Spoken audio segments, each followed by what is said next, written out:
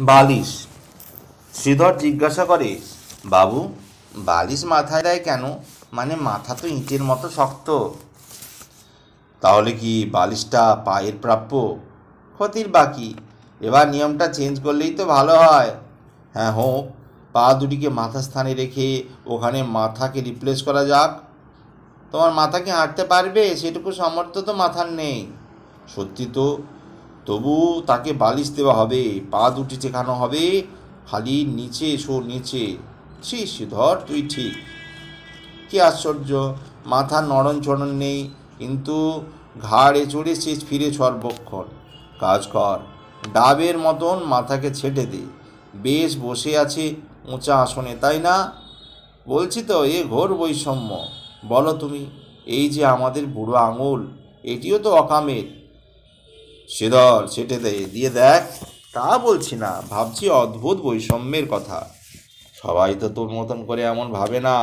ওকেও ছেঁটে দে। বোঝাতে পারো না, খালি বলে ছেঁটে দে। মূর্খ, মাথা ছেঁটে দিলে ধরের কিছু দাম আছে? বুড়ো আঙুল কেটে দিলে বাকি আঙুলগুলো দিয়ে কি কাজ হবে? এসব ভাবিস? আচ্ছা, দেহের বাকিদের কারো কিছু নাই। বালিশ ডিমান্ড কেবল মাথার। গত রাতে লোকজন এসেছিল, আমার মাথার বালিশটি ওদেরকে দিয়ে দিই। কিছুতেই ঘুম আসে না।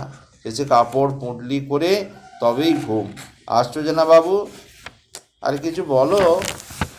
শোন, তোকে আর কি বলবো। যার পেটে যা সয় সেই ভাবনার বেশি ধরালে পড়বে উপচে।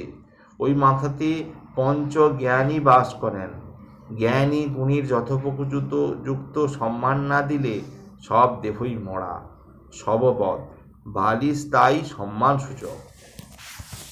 কবি সাহিত্যিক। না না, কোনো ধন দৌলত টৌলত নয়, টাকা কুড়িও নয়, ঘর বাড়ি আদৌ নয়। মানুষের কাছে চান কবি সাহিত্যিক তার যথাযথ প্রাপ্য সম্মান। না পেলে তো বাইরে তেমন কোনো আফসোস হয় না তাদের, বরং গুমরে গুমরে নীরব কান্নায় ভাঙে। বরং বোঝেন কোনো অসৎ লোকে তাকে সম্মানিত করেছে, অথবা পোশাকি মানুষের কোনো দুর্জন করেছে তাকে সম্মান প্রদান। রাজনীতি। রাজনীতি ছেড়ে দিলে ওরা খাবে কি? ওটি ছাড়া এই জীবনে আর কোনো কিছুই ওদের শেখা নেই। কোঁদল কোঁদল আর ঘুরে ফিরে শুধু নিজেকে বাঁচতে ঘন ঘন করে ওরা দফারে দল বদল। মানুষের জীবনে উত্তরণ, এটি আদৌ ওদের জানা নেই। আহা, রাজনীতি ছেড়ে দিলে ওরা সব সত্যি খাবেটা কি?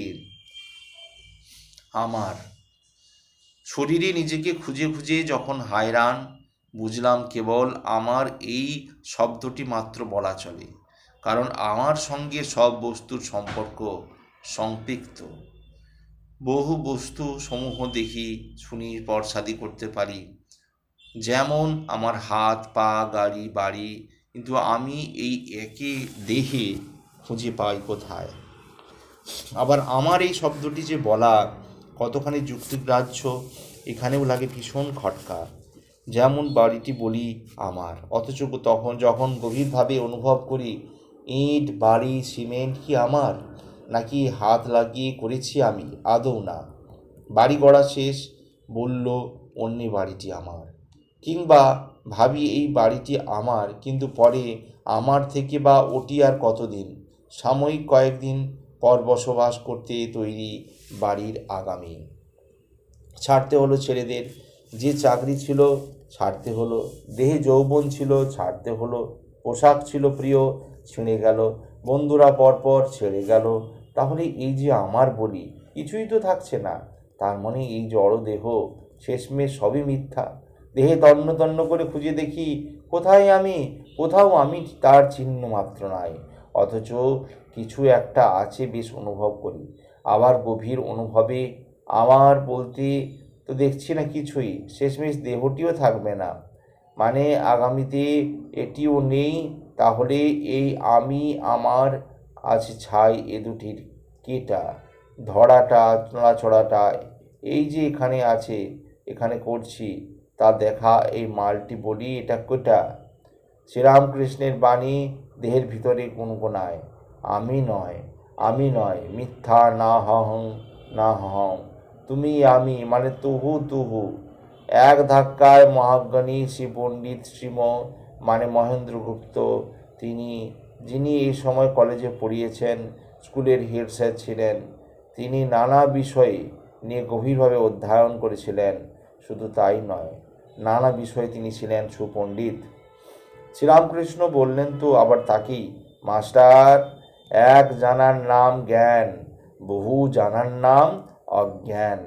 তিনি সব হয়ে আছেন, তাকে জানলে সব জানা যায়। একের পর যত শূন্য বসাও মান বাড়ে, এক মুছে দিলে কেবল শূন্যই থাকে। তরুণ, সকালে সকাল কেন বুঝলে, সকাল কেন ঝোলে, ঝাড়া শ্রাবণ কেন মুখ, সম্ভাবনাময় তরুণ তো দিনের দুপুর। কুকুর যেন পুড়ে কেন পথে, কুকুরের মতন পড়ে কেন পথে, মহামাতাল গলি রাজপথ, ওরা সব যেন কারা, ওরা কারা, কিছুটা মানুষের মতন দেখতে না? ঝাপসা ওদের দু চোখ, দৃষ্টি দান করো, ইমান দান করো, হে ঈশ্বর, হে মহান আল্লাহ, দৃষ্টি দান করুন ওদের, যারা তরুণের সময়কে পোড়াচ্ছে। অন্ধকার, অন্ধকার ছাড়া প্রকৃত সৃষ্টি কি হয়? হয় না।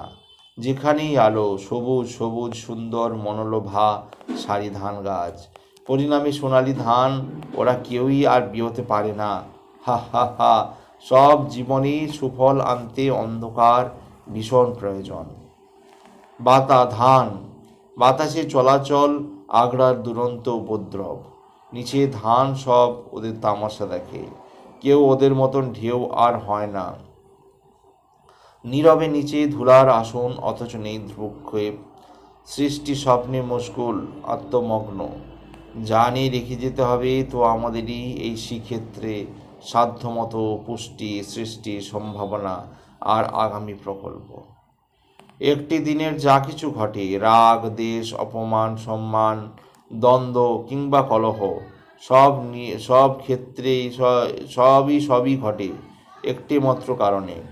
সুপক্ষ হতে হয় বীজ ধান, আবার প্রত্যাশা, অপেক্ষায় আষাঢ়ের বপন, আবার সূর্যের রাঙা ভোর হয়ে ওঠা, আবার নানা ঘটনার ঘটা, আবার এক নতুন দিনের অপেক্ষায় সুপক্ষ ফসল হয়ে ওঠা।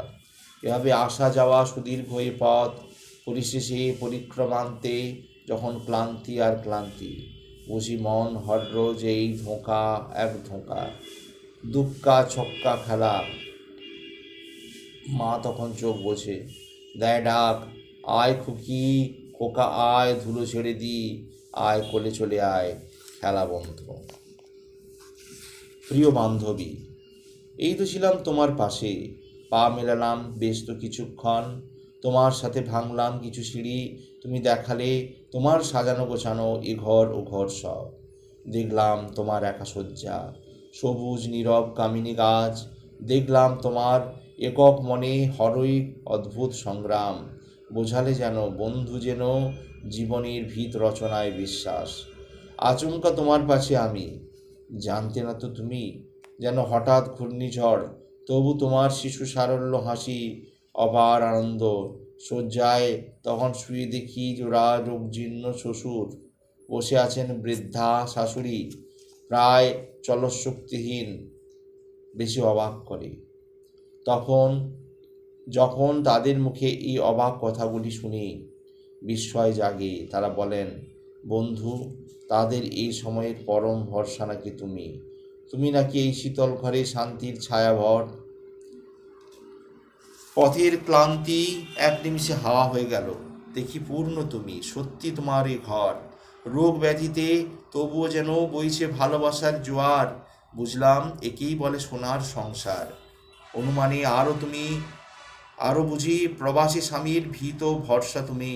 হঠাৎ করে তখন কানে পড়ে দূরে পড়তে থাকা তোমার প্রাণের প্রিয় মেয়ের ঝুলি, ফোনে চলা সজল ধারা, মন্দ মধুর মায়ে মেয়ের আলাপ প্রলাপ। সকালে ওইটি খাবি? না মা না, মায়ের কথা শুনতে হয়, মা মেয়েতে শুনি এমন মধুর রসের কত আলাপন, কত কিছু হঠাৎ বুঝিয়ে দিল এই ক্ষণিক দেখা। এই ক্ষুদ্র সময়। বন্ধুর পাশে হেসে তখনও অনেক হলো মধুর আলাপন। ফিরল হুঁশ, এই রে আবার তো ফিরে যাওয়ার পালা। তবুও কথার নদী সহজে কি ফোরায়। হাসতে হাসতে বলল, ও সংসার মানেই মিষ্টি বোঝাপড়া, সংসার মানেই মধুর বাঁধনে বাঁধা। আবার বলল, আসলে কর্তব্যও তো বুঝিয়ে লুকিয়ে বন্ধু সব আনন্দ ভালোবাসা।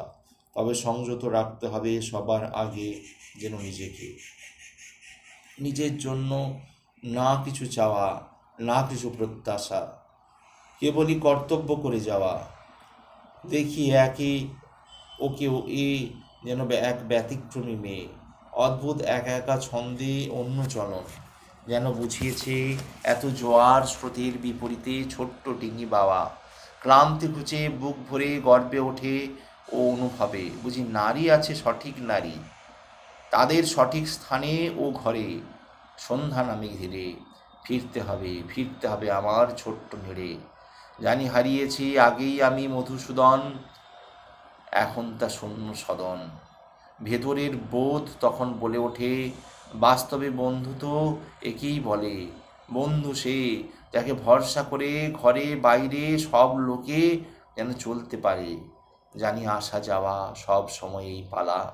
সময় দিল এবার ডাক, শেষ ঘন্টা বাজে, দরজা হলো হাওয়ার খুলে হাট।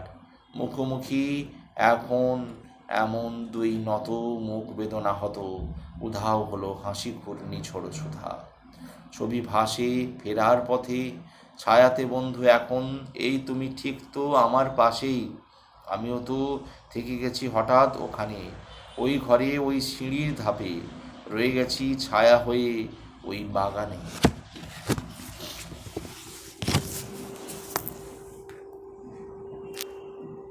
শেষ হলো শ্রীমৎ ভূতনাথ পাণিগ্রাহী রচিত শূন্য সদন উপন্যাসটির শেষাংশ। ভালো লাগলে চ্যানেলটি অবশ্যই সাবস্ক্রাইব করবেন ও পাশে থাকা বেল আইকন অবশ্যই ক্লিক করবেন। ওম পরমাত্মা নমঃ।